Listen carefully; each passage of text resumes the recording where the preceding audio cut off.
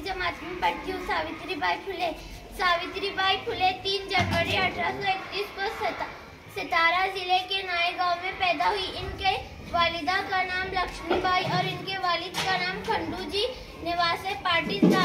9 साल की उम्र में इनकी शादी महात्मा ज्योति फुले से हुई जो 13 साल के थे। शादी के बाद फुले ने इन्हें पढ़ना लिखना सिखाया।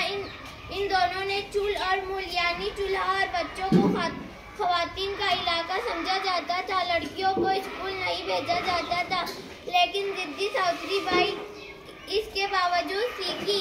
ज्योतिबा के साथ इन्होंने 1848 में बुधराव पेट पुणे में लड़कियों के लिए पहला स्कूल शुरू किया। बहुत से लोग इन्हें एतराज करते थे, लेकिन सावित्री बाई और ज्योतिबा ने हिम्मत न हारी।